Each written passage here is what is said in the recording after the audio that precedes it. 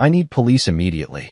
This man is aggressive. He's blocking legal community access, and he's harassing paying members of our association. Send a unit now." I stood there, phone in hand, watching my neighbor scream into her cell phone, calling the cops on me for kicking strangers off my own land. She was standing in the middle of my driveway, chest heaving, clipboard clutched like a shield, absolutely radiating that specific brand of terrifying confidence that only comes from someone who has never been told no in their entire adult life. She was so certain she was right. She was so convinced that she had the authority to turn my front yard into a public park. But here's the thing she didn't realize, the one tiny detail that was about to turn her entire world into a smoking crater. Those guests she was defending, they had just handed me a receipt. And the moment she hit send on that 911 call, she didn't realize it, but she was essentially handcuffing herself. It's funny how that works, isn't it? Sometimes the most arrogant people are the ones who dig their own graves with the most enthusiasm. To understand how I ended up in a standoff with a frantic woman and 12 confused strangers holding coolers, you have to understand what this cabin meant to me. It wasn't just a piece of real estate. Inheriting my great-aunt Sarah's lakefront property was supposed to be the closing of a painful chapter and the start of a quiet one. 3 years ago, depression had pretty much dismantled my life, cost me my job, strained my relationships, left me feeling like I was drowning on dry land. This cabin was the only place where the noise in my head stopped. It was where I learned to breathe again. And Sarah knew that. She left it to me because she knew I needed it. But she also left me a warning. Her final voicemail, which I still have saved on my phone, was heartbreaking. Her voice was shaky, sounding so small and tired, saying, "Alex, honey, that Peggy woman came by again about the path. She won't leave me alone. I'm just so tired of fighting her. I just want peace." That voicemail haunted me. It made me realize that this wasn't just about property lines. It was about protecting the memory of the woman who saved me. So when I packed up my truck and drove 3 hours north to move in, I wasn't just looking for a vacation home. I was looking for a sanctuary. But life has a funny way of punching you in the gut right when you take a deep breath. I hadn't even finished unloading the first box from my truck when she appeared. It was like she had a radar for new victims. 1 minute the driveway was empty. The next, she was there, Margaret Peggy Thornfield. She looked exactly like you'd expect. Pristine landscaping clothes that had never seen dirt, a smile that was all teeth and no warmth, and that inevitable clipboard. "Welcome to the neighborhood," she said, extending a hand.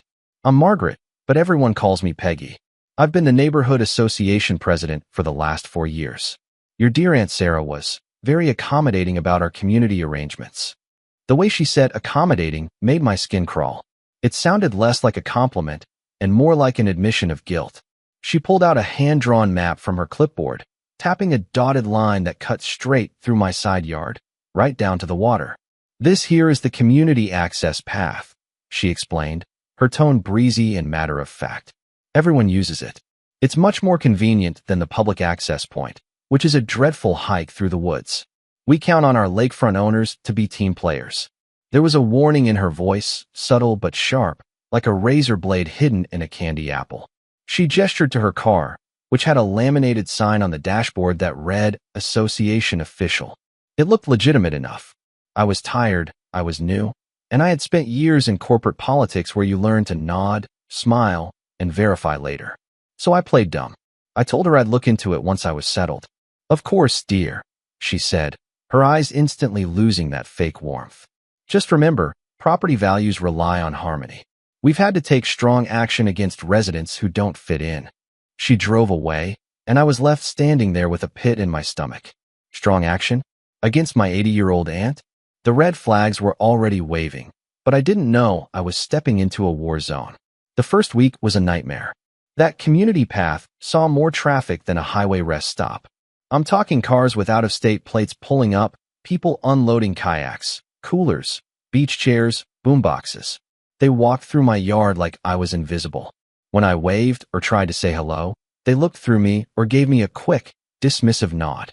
I tried to talk to my neighbors, but it was like walking into a town with a dark secret.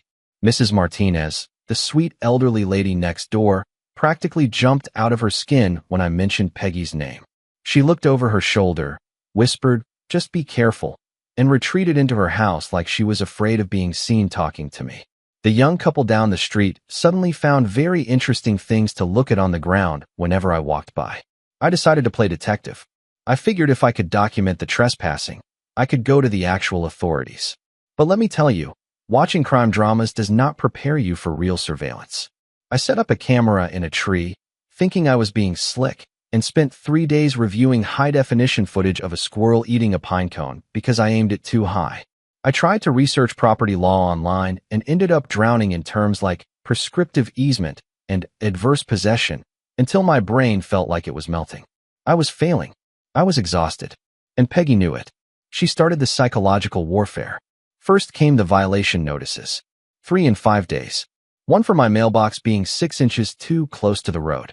One for my grass being non-compliant height. One for my patio furniture not being in harmony with community aesthetics. Each one came with a threat of a $150 fine. Then came the social media posts. I joined the neighborhood Facebook group and saw Peggy posting vague, passive-aggressive updates about new residents with hostile attitudes and preserving our traditions against outsiders. She was isolating me. She was painting me as the villain before I even had a chance to introduce myself. But then I got lucky. Pure dumb luck. I was down by the water, trying to fix the latch on the boathouse, when I dropped a screw in the tall grass near the property line. I bent down to find it and saw something tucked behind a thick bush. It was a sign. Not a rusty old no trespassing sign, but a professional, weatherproof, laminated sign attached to a metal stake. It read, Premium Lake Access. $45 per day. Cash or app payment accepted. No camping. Max 6 hours. Contact management for booking. It had a QR code. It had Peggy's phone number. My blood ran cold. This wasn't a community tradition. This wasn't neighbors taking a shortcut. This was a business. She was running a toll road through my front yard. I pulled out my phone and scanned the QR code. It took me to a third-party rental site, not Airbnb, but something more obscure, geared towards private outdoor experiences. And there it was. My cabin. My shoreline. Listed as exclusive private lakefront, the hidden gem. There were photos of my dock. Photos of my aunt's garden. Reviews from people raving about this secluded location and the professional management. One review said, Peggy is amazing. So much better than the public beach. Worth every penny of the $60 weekend rate. $60? The sign said $45. She was using dynamic pricing. She was running a commercial enterprise on my deeded land. I wanted to march over to her house and scream. I wanted to rip the sign out of the ground and throw it through her window. But then I remembered Mrs. Martinez's fear. I remembered Aunt Sarah's tired voice. If I went in hot, Peggy would just claim it was a misunderstanding, hide the signs, and gaslight the whole neighborhood. I needed undeniable proof. I needed to catch her red-handed. I went back to Amazon and bought better cameras. I spent a weekend watching YouTube tutorials on surveillance angles. I set up a perimeter that would make the Secret Service proud.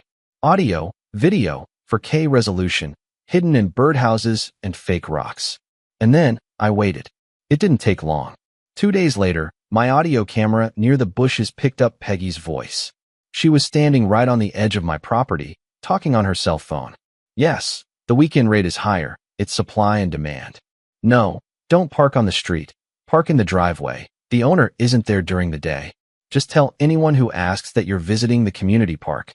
I made $400 last week alone. These city people will pay anything for a little exclusivity. Gotcha. I had the confession. I had the listing. I had the sign. But I needed one more thing. I needed the smoking gun. I needed her to enforce her business in front of a witness. That opportunity rolled up on a Saturday morning in the form of a 12-passenger van. I was drinking coffee on the deck when they arrived. A literal squad of people. 12 of them. They started unloading professional catering equipment, tables, massive coolers, a generator. This wasn't a quick dip in the lake. This was a corporate retreat or a family reunion. They began setting up right on my lawn, hammering stakes into my grass for a volleyball net. I walked down there, phone in my pocket recording audio. Excuse me, I said, keeping my voice calm. I think there's a misunderstanding. This is private property. The group leader, a woman wearing a Smith family reunion t-shirt, looked at me like I was the help. What are you talking about? We booked this 2 months ago. We paid Margaret. You paid Margaret? I asked. Yes. Another guy chimed in, waving a printed email. $55 a head. She said this is the premium community access point. We have the receipt right here. $55 a head. 12 people. That's $660. She made nearly $700 to let strangers trash my yard. I'm sorry, I said, raising my voice so the whole group could hear. Margaret doesn't own this land. I do. And she has no right to charge you a dime. You've been scammed. The mood shifted instantly. The Smith family didn't get mad at me. They got confused, then angry. They started pulling out phones. I called her, the woman said. She said she's the association president. Call her now, I said. Tell her to come down here. Peggy arrived in 8 minutes. I timed it. She pulled up in her sedan, slammed the door, and marched over with that clipboard like she was storming a beach. But she wasn't coming to apologize. She was coming to crush me. She ignored me completely and went straight to the family. I am so sorry, she gushed, putting on a masterclass performance. This resident is new and very hostile. He doesn't understand our community traditions. Please, ignore him. You have every right to be here. Then she turned to me, phone out, recording. Alex, you are harassing paying community members. You are blocking access. I am documenting this for the legal file. She was doubling down. She was so arrogant, so high on her own supply, that she thought she could bully me off my own land in front of 12 witnesses. Peggy, I said, holding up my phone. These people say they paid you. Is that true? They paid a maintenance fee, she shrieked. For the upkeep of the path. It is standard procedure. Show me the bylaws, I said. Show me the bank account. That's when she snapped. She realized she was losing control of the room. The family was looking at her, looking at me, looking at their receipts. She needed a nuclear option. She needed to re-establish dominance. So she dialed 911. I need police immediately. She screamed into the phone, glaring at me with pure hatred. This man is blocking access. He is aggressive. He is threatening a family. I stood there and let her do it. I let her dig the hole deeper. Because I knew something she didn't. I knew who was coming. Officer Reynolds is a legend in this town. He's been on the force for 20 years. He has zero patience for nonsense. And he knows every inch of this county. When his cruiser rolled up, Peggy practically threw herself at the car. Officer. Thank God, she wailed. This man is out of control. Reynolds stepped out, adjusted his belt, and looked at the scene. He saw the tent, the generator, the confused family, and me standing calmly on my porch. Okay, Reynolds said, his voice flat. Who's in charge here? I am, Peggy announced, puffing up her chest. Margaret Thornfield, association president. This is an authorized community gathering, and this resident is trespassing on community rights. Reynolds looked at her. Ma'am, you're charging admission? It is a maintenance contribution, she insisted. Reynolds turned to the family. Did you folks pay a contribution, or did you pay a fee? The reunion organizer stepped forward. She was done with the drama. She handed Reynolds a piece of paper. We paid a rental fee. Here's the invoice. Lakeview Management Services. It says private rental, $660. Reynolds looked at the invoice. Then he looked at Peggy. Ma'am, do you have a business license for this commercial activity in a residential zone? It's an association matter, she stammered, the color draining from her face. Right, Reynolds said. Let me just check on that association. He walked back to his cruiser and picked up the radio. We stood there in silence. The wind rustled the trees. Peggy was tapping her foot, looking nervous for the first time. Dispatch, Reynolds said, loud enough for us to hear. Run a check on the Lakeview Neighborhood Association. Verify current officers. A minute passed. It felt like an hour. Then the radio crackled back. Unit 4. Records show Lakeview Association is active. President is listed as James Thompson. Secretary is Linda Fry. No listing for a Margaret Thornfield. The silence that followed was heavy. The kind of silence that happens right before a building collapses. That's a mistake. Peggy yelled, her voice cracking. James has been sick. I took over. It was an emergency election. Reynolds walked back over. He wasn't looking at her like a concerned citizen anymore. He was looking at her like a suspect. Ma'am, he said, are you impersonating an officer of an HOA to collect fraudulent fees? No. I am the president, she screamed. James abandoned us. Someone had to lead. Officer, I stepped forward. I have something you need to hear. I played the audio from the bushes. The recording of her on the phone. I made $400 last week. Tell them you're visiting the park. Peggy froze. Her mouth opened and closed like a fish on a dock. The family reunion organizer gasped. You scammed us, she said, stepping toward Peggy. You told us you owned this land. Reynolds turned to Peggy. Ma'am, I'm going to need you to come down to the station. We have some questions about fraud, operating a business without a license, and, frankly, a whole lot of theft. You can't arrest me, she shrieked, backing away. I am the pillar of this community. Without me, this neighborhood falls apart. I am protecting property values. But the handcuffs came out anyway. As Reynolds led her to the car, she was still screaming. She was yelling about how I was an outsider, how the family was ungrateful, how the system was rigged. She never once admitted she was wrong. Even as they put her in the back seat, she was issuing orders. But the story didn't end with an arrest. That was just the tip of the iceberg. The investigation that followed was like pulling a loose thread on a cheap sweater. The whole thing unraveled. It turned out Peggy hadn't been president for 2 years. She lost the election to James Thompson, but when James got sick and took a leave of absence, she just didn't tell anyone. She kept the keys, kept the login to the website, and kept pretending. And the money? Oh, it was bad. Police found a separate bank account under Lakeview Management. She had funneled over $8,000 into it in 18 months. But it got darker. This wasn't just about greed, it was predatory. We found out she had targeted Mrs. Martinez specifically. Mrs. Martinez's husband had dementia in his final years. Peggy had gone over there and convinced him to sign a document granting an easement through their property too. She bullied a dying man to expand her illegal business. She targeted a young family down the street who had a disabled son. She fined them $200 because their wheelchair ramp didn't match the color scheme of the house. It was a fake fine. She pocketed the money. She fined a Hispanic family integration fees when they moved in. Integration fees. Just typing that makes me want to punch a wall. She was charging people for existing while not being exactly like her. When these stories came out, the neighborhood didn't just turn on her, they erupted. The people who had defended her, who thought she was just zealous, realized they had been protecting a monster. Mrs. Martinez, bless her heart, finally spoke up at a community meeting. She stood up, shaking, and told everyone what Peggy did to her husband. That broke the dam. Everyone started sharing their stories. The fines for pride flags, the harassment of single mothers, the bullying of the elderly. Peggy pled out. Her lawyer told her she didn't have a prayer in court.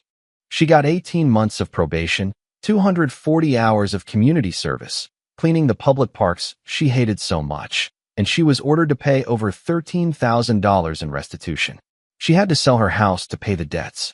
The court seized the assets. And here's the poetic justice. The day she moved out, she had to drive past my cabin. I was outside, fixing the fence. She slowed down, looking at me. I didn't flip her off. I didn't yell. I just waved. A nice, neighborly wave.